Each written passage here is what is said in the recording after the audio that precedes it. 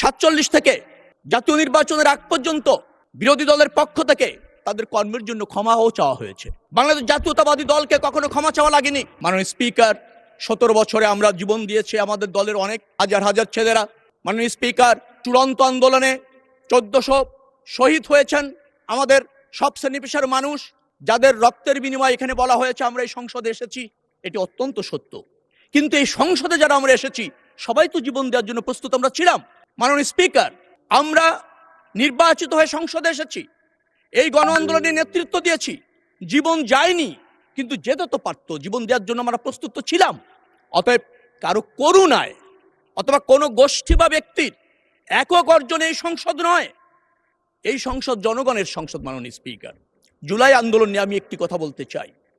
28 জুলাই যখন বিএনপির নেতাকর্মীদের ঢালাওভাবে গ্রেপ্তার করা হচ্ছিল, মাননীয় প্রধানমন্ত্রী যখন এই আন্দোলনকে কোঅর্ডিনেট করছিলেন, তিনি আমাকে ফোন করে বলেছেন, রবি, আপনাকে ঢাকা মহানগর দক্ষিণের প্রধান সমন্বয়কারী হিসেবে নেতৃত্ব দিতে হবে। আমি দায়িত্ব নিয়েছিলাম, নেতৃত্ব দিয়েছি, ঝুঁকি নিয়েছি। এই 17 বছর ফ্যাসিবাদী আন্দোলন সফল করবার জন্য 193টা মামলা খেয়েছি, 9 বার জেলে গিয়েছি, 97 দিন রিমান্ডে থেকেছি, 4টা মামলা সাজা হয়েছে, 3 দিন গুম থেকেছি। জাতির জন্য করেছি, প্রধানমন্ত্রীর নেতৃত্বে করেছি, বাংলাদেশের মানুষকে মুক্ত দেবার জন্য নেতৃত্ব করেছি। মাননীয় স্পিকার, আজকে বলা হয় 41 সালে যে রাজনৈতিক দলটি প্রতিষ্ঠিত হয়েছিল, যারা আমাদের বিরোধী দলে এখন আছেন, অনেক জাতীয় নির্বাচনে অংশ নিয়েছেন, এখনো পর্যন্ত জনগণ তাদেরকে ক্ষমতায় ভোটের মাধ্যমে আসীন করেননি। যন্ত্রণা তাদের থাকতে পারে, ব্যর্থতা তাদের থাকতে পারে, কিন্তু রাজনৈতিক স্বার্থে, জাতীয় স্বার্থে তাদেরকে রাজনীতি করতে হবে।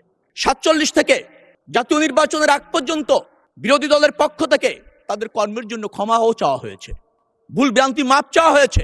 মাননীয় স্পিকার, 47 থেকে 85 বছর রাজনীতি করে নির্বাচনের আগে যাদের ক্ষমা চাইতে হয় কৃতকর্মের জন্য, সেটি কি রাজনীতি? সেটাকে কি রাজনৈতিক দল বলা যায়? অনুশোচনা কি তাদের হয়েছে? জনগণকে এখনো বিভ্রান্ত করার চেষ্টা করা হয়, জনগণকে বিভ্রান্ত করা যায়? জনগণ যদি বিভ্রান্ত হতো তাহলে এই 26-এর নির্বাচনে বিএনপি তো ব্রুট মেজরিটি পেত না। তারা তো জনগণকে বিভ্রান্ত করতে পারেনি, জনগণ বিভ্রান্ত হয় না।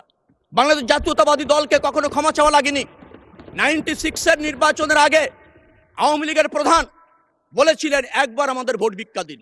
এবারের নির্বাচনকে আগে অন্য দলকেও আমরা দেখেছি ক্ষমা চাইতে, বিএনপি কখনো জনগণের কাছে ক্ষমা চায়নি।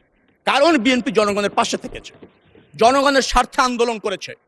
এদেশের স্বাধীনতা সংগ্রাম বলেন, স্বৈরাচার বিরোধী আন্দোলন বলেন, 75 আপনার সিপাহী জনতার বিপ্লব বলেন, বহুদলীয় গণতন্ত্র প্রতিষ্ঠার জন্য বিএনপির হাত দিয়ে হয়েছে। 11-এর সরকার এসেছিল, অসাংবিধানিক সরকার, সেই সরকারকে নির্বাচনের বাধ্য করার জন্য, নির্বাচন দেওয়ার জন্য বিএনপি আন্দোলন করেছে। 17 বছরে বিএনপি জুলুম অত্যাচারের বিরুদ্ধে, ফ্যাসিবাদের বিরুদ্ধে আন্দোলন করে সফল গণঅভ্যুত্থান করেছে, যার জন্য জনগণ জানে বিএনপিকে তাদের ভোট দিতে হবে।